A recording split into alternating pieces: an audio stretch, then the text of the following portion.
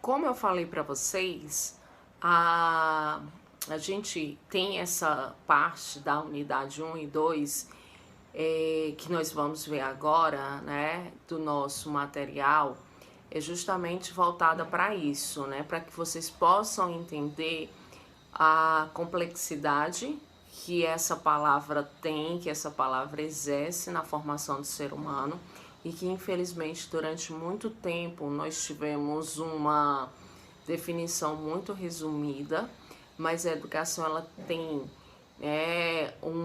ela causa no ser humano uma transformação. Todo ser humano que passa por essa ação de ser educado, ele tem uma mudança de comportamento. Nós não estamos falando daquelas pessoas que têm distúrbio de personalidade, porque eu vejo desse jeito, né, que existem pessoas que têm desvio de conduta, então essas pessoas, elas não conseguem viver em sociedade, né, e que a gente sabe que estamos cheios de pessoas com esse perfil. Nós estamos falando do peso que ela exerce na formação do ser humano. Eu gostaria que vocês entendessem também que é muito importante sempre associar a importância da família na formação desse ser que não tem esse discernimento e nem esse conhecimento formado, porque a educação, como sendo um processo, ela termina quando o ser humano morre, né? Então isso daí, gente, é algo que começa e vai se desenvolvendo muito lentamente na formação dessa pessoa, né? Por quê? Porque como vivemos em sociedade, nós estamos sempre ensinando algo a alguém. Então eu queria que vocês entendessem que na unidade 2 temos a definição da educação formal, que inclusive eu já falei, né? Eu já expliquei para vocês na página 52 e 53 da unidade 2. Ela vai falando sobre isso, né? Ela vai explicando sobre não quero dizer a definição, mas eu quero incluir não só a definição, mas também, né, exemplos, exemplificando, né, como que ela, como um processo, não pode ser definida somente como educação, mas o peso que também ela exerce na nossa formação. No restante da unidade 1, você pode ver, né, quem foram pessoas que contribuíram, né, como temos mencionado Aristóteles, Platão, filósofos, né, que vieram e também deixaram as suas contribuições na antiguidade, que ainda são utilizadas muito atualmente, que nós utilizamos e nem nos damos conta do quanto nós utilizamos a questão da oralidade, a retórica, né?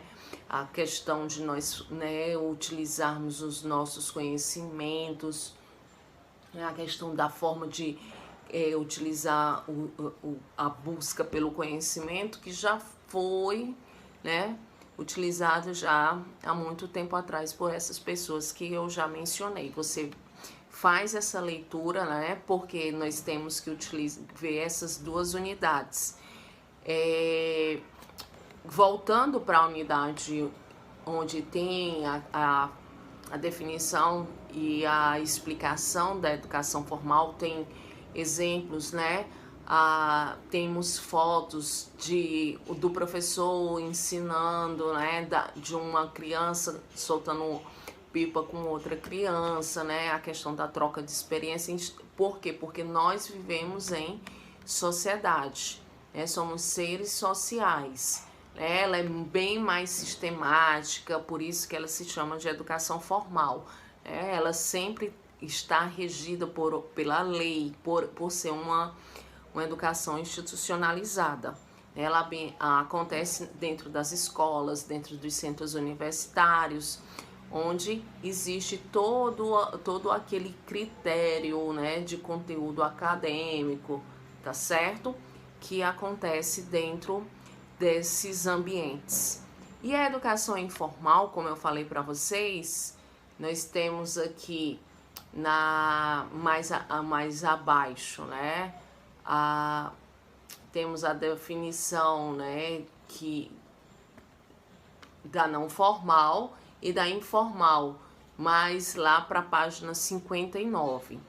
Temos aqui, na página 59, temos aqui umas perguntas. Vocês observem que eu sempre estou deixando aqui para vocês fazendo alguns questionamentos para que vocês possam ampliar os conhecimentos de vocês.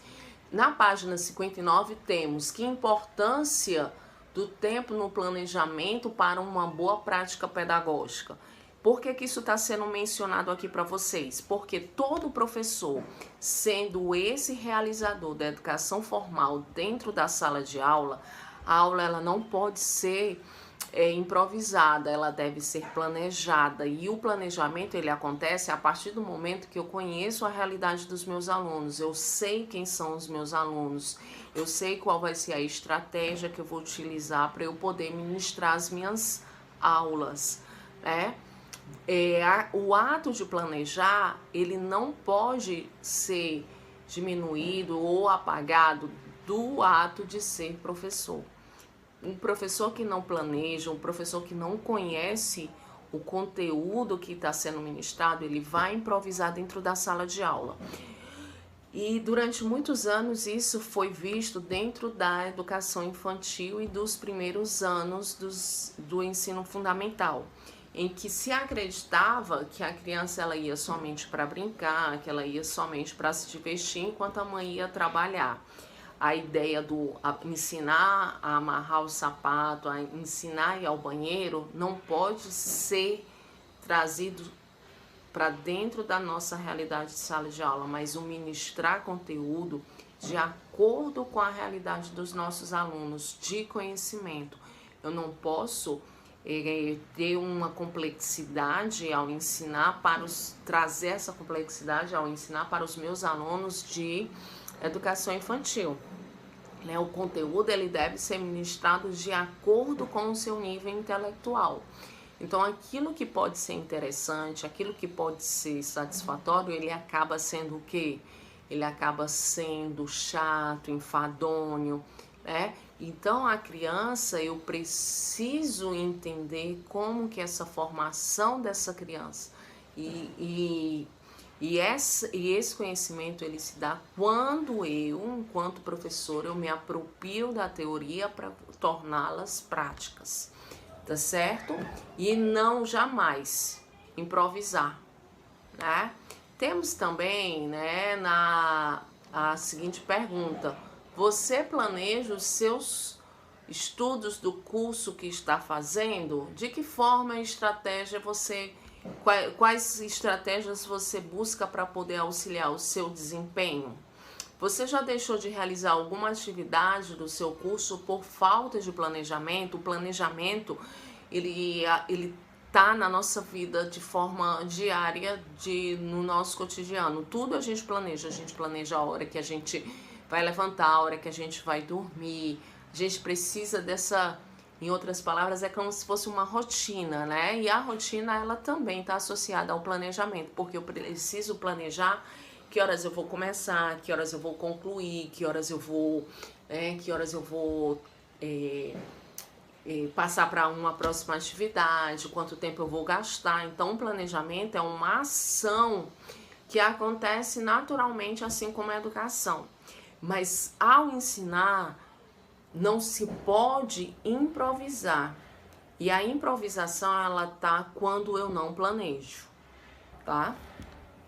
Aí temos a outra pergunta, né? Você sempre faz uma autoavaliação ao final do seu ano letivo? De que forma essa autoavaliação, né, ajuda a melhorar o seu comprometimento com os estudos? Isso daqui são questões que estão voltadas para nossa prática, né, mas que acaba refletindo no ato de ser professor. Por quê, professora? Porque você fazendo sempre essa autoavaliação, essa análise, aquele detalhe do professor reflexivo, né? trazendo para o professor reflexivo é sempre ver que ponto eu preciso melhorar, que ponto eu preciso, até que ponto, né, eu tenho que fazer mudanças, até onde, em que situação eu percebi que eu preciso melhorar. E tudo isso, pessoal, se dá a partir do momento em que eu me debruço em conhecer, né? E esse conhecimento é algo que requer planejamento, requer disciplina. Eu preciso ter rotina, foco, não posso ser procrastinadora, eu não posso, né, improvisar, eu não posso ser relapsa na minha prática, tá certo? Bom, e eu queria concluir, né, com vocês a questão do peso que o professor é também na formação informal dos nossos alunos. Somos sempre esse modelo, né? As nossas práticas dentro de sala de aula, elas acabam trazendo também a pessoa que eu sou. Se eu sou um professor tolerante, se eu sou um professor autoritário, que inclusive é algo muito negativo, se eu sou um professor que tem empatia, um professor que tem complacência, isso acaba afetando aqueles que estão próximos, que no caso os nossos alunos. O professor, dentro da educação formal, ele exerce esse poder também na educação informal. Por quê? Porque eu acabo sendo esse modelo para os nossos alunos, tá certo? Aqui fica a minha reflexão sobre esse perfil de professor que você deve ser, tá certo? Eu fico por aqui e a gente volta com as próximas unidades.